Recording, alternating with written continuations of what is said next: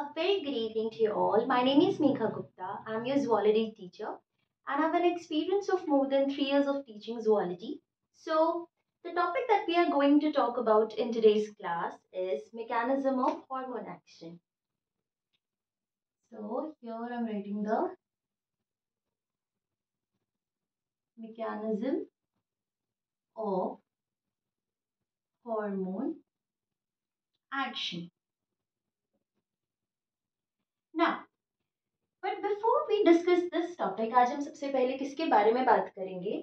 So here, the first thing that we are going to talk about is the chemical nature. Chemical nature of the hormones.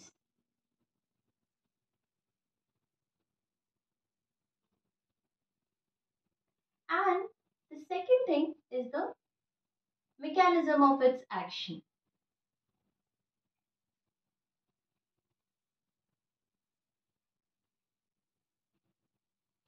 Okay?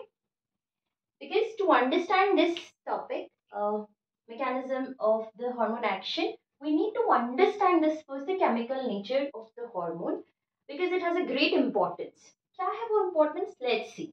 So here I'm talking about the first topic.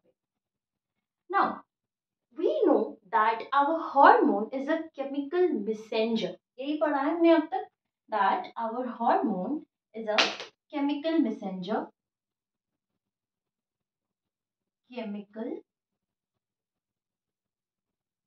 messenger. Now, since it is a chemical messenger, that means it carries a message, right, which regulates the cell's activity, right, or the organ's activity.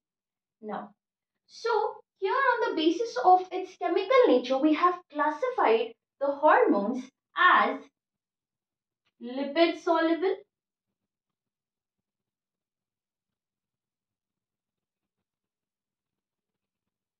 hormone, and the other one is lipid insoluble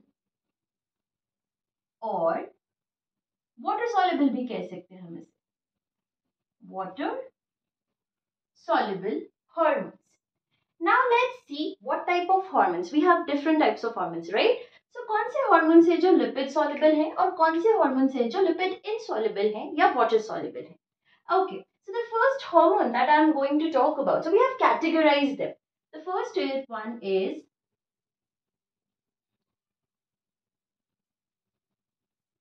iodinated hormone. And if you remember बेटा हमने पढ़ा है that हमारे पास iodinated hormone कौन है? We have our thyroid hormones. और उनमें भी कौन? We have our thyroid hormones और यहाँ हमने पढ़ा है that it is T3 and T4. These are our iodinated hormones. Now again जो हमारी next category है that is steroid hormone. Steroid hormones and we know very well हमारे पास स्टीरॉइड हॉर्मोन्स कौन से हैं. इफ यू रिमेम्बर बेटा, अगर आपको हमारे किडनी के ऊपर जो हमारी एड्रिनल ग्लैंड प्रेजेंट है, if you remember it has the cortex part, है ना, जिसके हमने पढ़ा था reticularis, fasciculata, glomerulosa. So these are the जिसे हमने कॉर्टिकल हॉर्मोन्स कहा था या एड्रिनल कॉर्टेक्स हार्मोन कह लो, तो वो आएंगे आपके स्टेरॉइड हॉर्मोन्स में. So first here I am writing the examples as adrenal cortex hormones. अब adrenal cortex hormones में my students remember कौन कौन से हार्मोन आए थे? The first one aldosterone, है ना, नाम में स्टेरॉन है, aldosterone. The second one हमारे cortisols, ग्लूकोकॉर्टिकॉइड्स, है ना, मिनरलोकॉर्टिकॉइड्स, ये सारे आपके वही तो है. एंड हमारे गोनाडोट्रोपिन्स भी तो है, राइट. तो ये सारे हमारे क्या है बेटा, यहाँ से भी, बिकॉज याद करो रेटिकुलरिस से एंड्रोजन रिलीज होता है ना, तो यहाँ से क्या होगा बच्चे, these are steroid hormones. Now the next category is our lipid insoluble hormone, है ना. तो हमने लिपिड सॉल्युबल देख लिया. इनसॉल्युबल में अगर हम बात करें, so again we have two categories. कौन कौन सी कैटेगरी है हमारे पास, अमाइन डेरिवेटिव.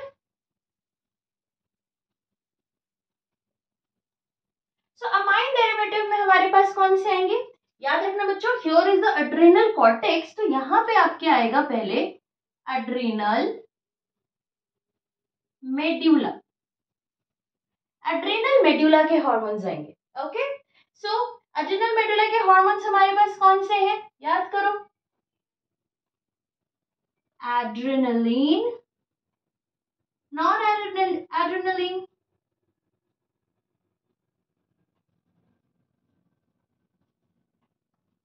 राइट. नाउ और कौन से हमारे पास, वी हैव पीनियल ग्लैंड के hormone.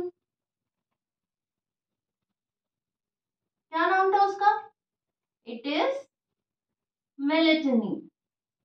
Okay, so first category is amine derivative. And अब इनके अलावा जितने भी हार्मोन बच गए वो आएंगे हमारी नेक्स्ट कैटेगरी में, दैट इज दी पेप्टाइड और protein hormone, proteinaceous hormone. Okay, है ना. तो कौन आएगा, आपके हाइपोथैलेमस के हार्मोन ले लो.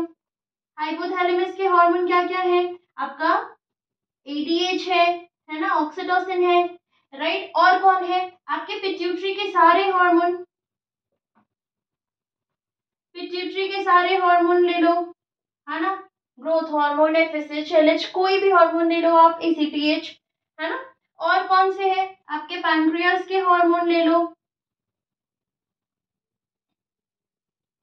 और कौन से हैं आपके parathyroid, parathyroid hormone, calcitonin hormone.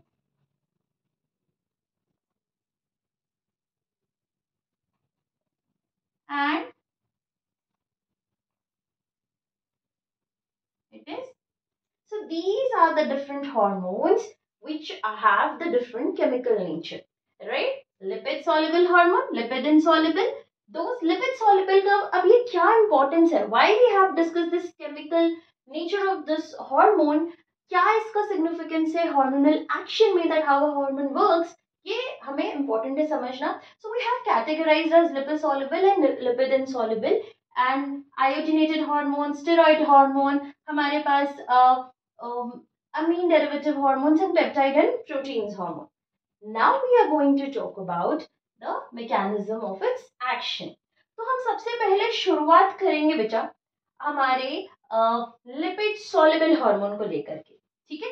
So let's hear talk about the lipid soluble hormone, how it's work. तो हमने देखा कि ये मैसेंजर है, this lipid soluble hormone is a messenger, a chemical messenger. So definitely एक मैसेज कैरी करता है ना. मैसेज कैरी करेगा, किसी भी एक्शन को रोकेगा या फिर स्टार्ट होने के लिए रेगुलेट करेगा. यही तो दो चीजें हो सकती हैं. Okay, so we know that it is our blood vessel, है ना. ब्लड वेसल है बेटा जो हार्मोन को कैरी करती है, because yes hormones are released into the blood stream. Okay, and ये जाता है आपके target organ पे. Okay, so I'm making a target organ here. Let's make it quite bigger ताकि हम समझ पाए अच्छे से. Okay, suppose this is the target organ. Okay, now so we know that here we have this hormone, right, and it is released and it has reached to the target tissue. Now we know that a cell has cell membrane.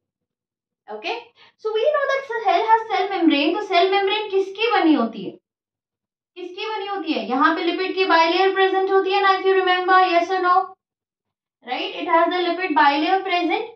So here हमेशा याद रखना बच्चों that a hormone is its receptor specific, is very specific, क्योंकि हमने ये चीज पढ़ी है that if it is a chemical messenger and yes it is the blood stream, अगर ये ब्लड स्ट्रीम में है तो वो किसी ऑर्गन पे काम कर सकता है ना, फिर वो अपने टारगेट ऑर्गन पे ही कैसे काम कर रहा है, how it is that much specific, ये कैसे हम कह सकते हैं, because it has a receptor present, right, for this hormone, है ना, तो रिसेप्टर प्रेजेंट होता है। अब ये रिसेप्टर कहाँ हो सकता है, या तो मेम्ब्रेन पे हो सकता है या फिर आपके साइटोप्लाज्म में हो सकता है, even that receptor can be present inside the nucleus, कहीं पे भी हो सकता है ये receptor present. Okay, so here this hormone, since we know that it is lipid soluble, तो अगर हम बात करें बेटा कि अगर ये रिसेप्टर साइटोप्लाज्म में प्रेजेंट हो या न्यूक्लियस के मेम्ब्रेन के अंदर प्रेजेंट हो, हमें पता है if this hormone is lipid soluble it can easily cross the membrane. Yes, true, it can easily cross the membrane क्योंकि इसके पास permeability होगी, it is lipid soluble. So yes, let's see here कि ये hormone जो है वो cross करके lipid soluble hormone receptor पे पहुंच चुका है. Suppose the receptor is here, ठीक है. And now अब ये रिसेप्टर है ना, यहाँ पे जो है बेटा it is basically a protein. So अगर ये हार्मोन रिसेप्टर से बाइंड जब तक नहीं करेगा तब तक वो अपने एक्शन को शो नहीं कर सकता. नाउ तो अब ये रिसेप्टर यहाँ जो मैंने बनाया बेटा, this is the hormone and this is the receptor. So we use a different term इसके लिए, क्या करते हैं, क्या कहते हैं इसे, hormone receptor complex, hormone receptor complex. So this I am just writing here as HRC. Okay. Now this hormone receptor complex can even cross the nuclear membrane and here यहाँ पे ये hormone receptor complex क्या करेगा बेटा, it will influence the genetic material. Yes, यहाँ पे यहाँ इसके DNA को affect करेगा, इसे influence करेगा. So my students knows कि अगर मैम DNA यहाँ पे influence हुआ है, so definitely उसका असर यहाँ की RNA पे भी होगा. Yes or no? The RNA will also be influenced. And और क्या हो सकता है, इससे प्रोटीन पे भी असर होगा. Yes or no बेटा, हो सकता है ना, डेफिनेटली. तो यहाँ पे ये प्रोटीन पे अगर इन्फ्लुएंस होगा बच्चे तो क्या हो सकता है, जनरली हमारे एक सेल के अंदर अगर कोई हम एक चेंज देखते हैं बेटा तो majority of the time it is because of a protein, या तो कोई प्रोटीन बन गई या फिर नहीं बनी, है ना. सो कोई चीज एक्टिवेट हुई, कोई प्रोसेस, कोई फिजियोलॉजिकल प्रोसेस एक्टिवेट हुआ या फिर बंद हो गया. So yes, here this is how it is showing it's response. Let's see what we have discussed. हमने पढ़ा that here we are talking about the lipid soluble, the mechanism of the action of lipid soluble hormone.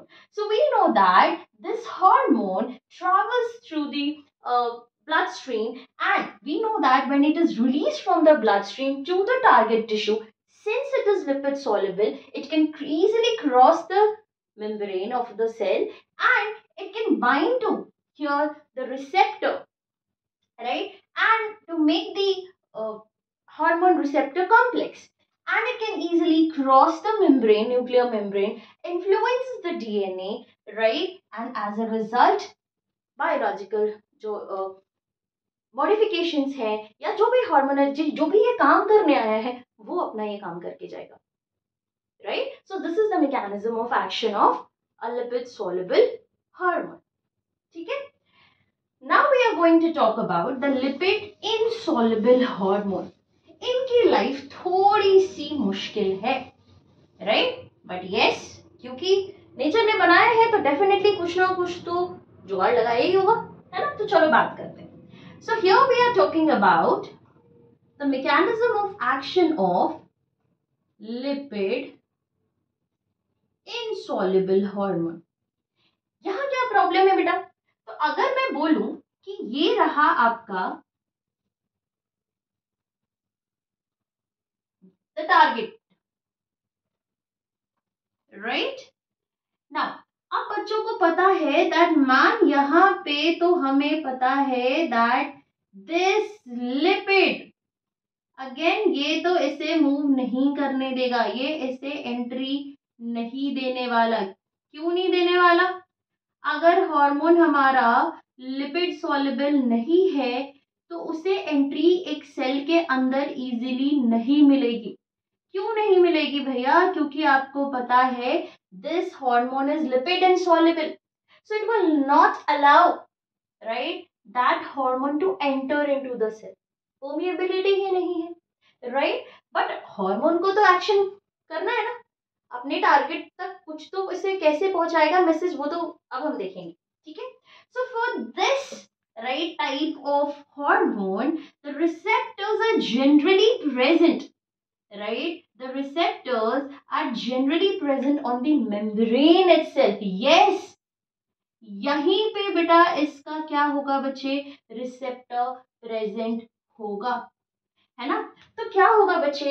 Here again from the blood stream that hormone is released,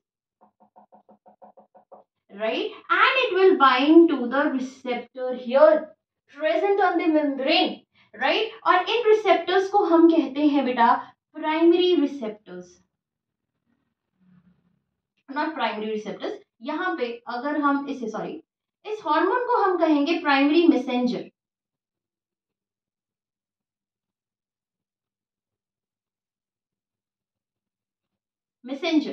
right? And here this will make the hormone receptor complex, hormone receptor complex।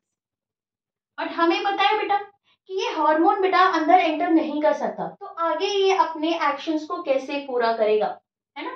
तो होता क्या है बेटा, here there is a generation of a secondary messenger, right? I am just writing it here. For examples अगर हम secondary messenger के बारे में बात कर लें, सेकेंडरी मैसेंजर, अब सेकेंडरी मैसेंजर में क्या हो सकता है? It can be a calcium ion, और क्या हो सकता है? Cyclic AMP. I hope you know the full form of cyclic AMP, cyclic adenosine monophosphate, right? It can be cyclic GMP। और क्या हो सकता है बेटा? IP3 inositol phosphate, right? और क्या हो सकता है? diacyl glycerol, let me write it here, diacyl glycerol. Okay, so हमने बात की कि ये सेकेंडरी मैसेंजर जो है वो जनरेट करेगा, राइट? अब आप सोचोगे कि मैम इसने सेकेंडरी मैसेंजर क्यों जनरेट किया? इसको आप ऐसे समझ लो कि जब आपके घर पे आजकल आप बहुत चीजें ऑनलाइन ऑर्डर करते हो, या फिर पहले के टाइम पे पोस्टमैन आते थे लेटर्स लेकर के, तो कभी ऐसा देखा है कि पोस्टमैन आपको लेटर लेकर के आपके घर में घुस के चिट्ठी पढ़ रहे हैं? ये तो नहीं होता था ना। आप क्या करते थे? पोस्टमैन आपके घर में एंट्री नहीं ले सकता, डिलीवरी बॉय आपके घर में एंट्री नहीं ले सकता, तो जो भी मैसेज पार्सल कुछ भी होता है वो आपको आपके गेट तक देके जाता है, यही करता ना, आपके दरवाजे पे छोड़ के जाता है। फिर आप उसको क्या करते हो बेटा, आप जो रिसीवर है ना, फिर अंदर घर में उस मैसेज को पहुंचाया जाता है। तो यहाँ पे भी कुछ ऐसा ही है बेटा कि हियर ये हार्मोन जो है वो अपना मैसेज इस रिसेप्टर को दे दिया। अब ये रिसेप्टर आगे देखो, हार्मोन रिसेप्टर कॉम्प्लेक्स की वजह से एक सेकेंडरी मैसेंजर का जनरेशन होगा, है ना? So basically here there are certain proteins जो कि आपके एग्जाम में कभी नहीं आएगा, आपके सिलेबस का पार्ट नहीं है, so that we will not discuss in detail. So वो एक्शन यहाँ काम करेगा बेटा, there will be the formation of this secondary messengers and that secondary messenger, for example मैं यहाँ बात कर रही हूँ सीजीएमपी, या फिर मैं साइक्लिक एएमपी की चलो बात कर लेती हूँ, है ना, आपकी एनसीईआरटी का पार्ट है साइक्लिक एएमपी या कैल्शियम आयन। वो क्या करेगा बेटा, इट विल अगेन, कोई प्रोटीन इनएक्टिवेटेड है उसे एक्टिव कर देगा, right? And again it will show the, उसे एक्टिव कर देगा, है ना, and it will show the biological response। यहाँ पे बहुत सारा ये इतना एक स्टेप की प्रोसेस नहीं होती बेटा, देयर आर सर्टेन प्रोसेस, इसके बारे में थोड़ी बहुत बात कर लेती हूँ कि यहाँ पे एक जी प्रोटीन होता है, वो एक्टिव होता है, that will activate an enzyme adenylyl cyclase and that will use the ATP and वो एटीपी को ब्रेक करता है again cyclic AMP and inorganic phosphate में, है ना, and that again cyclic AMP act as a secondary messenger, और basically वो किसी एंजाइम को, है ना, इनएक्टिव एंजाइम को, बेसिकली काइनेज है उसे एक्टिवेट करती है, एंड अगेन फाइनली एक बायोलॉजिकल रिस्पॉन्स जो है और वो फिजियोलॉजिकल रिस्पॉन्स आपको दिखेगा. But yes, will not go in that much detail क्योंकि वो आपके सिलेबस का पार्ट नहीं. So this is how the lipid insoluble hormone acts. ठीक है, एक बार हम वापस से समराइज कर लें that what we have discussed. हमने पढ़ा the mechanism of hormone action, but to understand its mechanism of its action we need to understand the chemical nature of the hormone. जिसमें हमने सबसे पहले क्या पढ़ा, एक लिपिड सोलेबल हार्मोन के बारे में पढ़ा और लिपिड इनसोलेबल हार्मोन के बारे में पढ़ा. लिपिड सोलेबल हार्मोन के बारे में हमने पढ़ा था आयोडीनेटेड हार्मोन्स है, these are lipid soluble like thyroid, T3, T4. फिर हमने पढ़ा हमारे स्टेरॉइड हार्मोन्स जिसमें हमने हमारे जितने भी, ओ सॉरी मैंने उस टाइम पे डिस्कस नहीं किया था दैट हमारे सेक्स हार्मोन्स, है ना, वो भी आपके आएंगे, that is in the steroid hormones, है ना, एंड्रोजन आपके आएंगे, testosterone, estrogen, progesterone, right. I am writing the example here again. Again आपके गोनाड्स वाले हार्मोन्स भी आएंगे, है ना, कौन कौन से आएंगे, that is the testosterone, estrogen and progesterone, है ना, ये भी आपके हार्मोन आएंगे. ठीक है, फिर हमने एड्रिनल कॉर्टिकॉइड्स हार्मोन जो हमने पढ़ा था, एड्रिनल कॉर्टेक्स के हार्मोन्स वो भी पढ़े थे. तो हमने क्या देखा कि yes through the blood stream ये हार्मोन रिलीज होगा, it will reach to its target cell, and again अगर ये रिसेप्टर साइटोप्लाज्म में है या न्यूक्लियर मेम्ब्रेन के अंदर है, it can easily cross that membrane, make the hormone receptor complex and again influences the DNA, and again it will show it's biological response. और lipid insoluble hormones हमने क्या क्या एग्जांपल्स पढ़े थे, अमाइन डेरिवेटिव्स जिसमें हमने एड्रिनल मेडुला के hormones पढ़े थे, एड्रिनलिन, नॉर एड्रिनलिन. हमने पीनियल ग्लैंड के हार्मोन पढ़े थे लाइक मेलेटोनिन. और हमने क्या पढ़ा था, हमने पढ़ा था हमारे पेप्टाइड्स और प्रोटीन हार्मोन्स, फॉर एग्जांपल हमारे हाइपोथैलेमस के हार्मोन, हमारे पिट्यूटरी के हार्मोन, हमारे पैराथायरॉइड हार्मोन्स, हमारे पेनक्रियास के hormones. So all these are the protein hormones. वो हमारे मेम्ब्रेन को क्रॉस नहीं कर सकते थे, these are lipid insoluble. For yes, so they will bind. For these hormones the receptors are present on the membrane, and here this hormone will bind to its receptor, makes the hormone receptor complex. It will lead to the generation of a secondary messenger. For example, we have calcium ion, cyclic AMP, cyclic GMP, inositol phosphate, diacylglycerol, and these secondary messenger will activate or inactivate some protein and show the biological responses, and it will be again कहाँ दिखेगा मैं, हमारे physiological responses में. So this is all about the mechanism of hormonal action. I hope this is clear to everyone, right? So thank you so much. Bye everyone.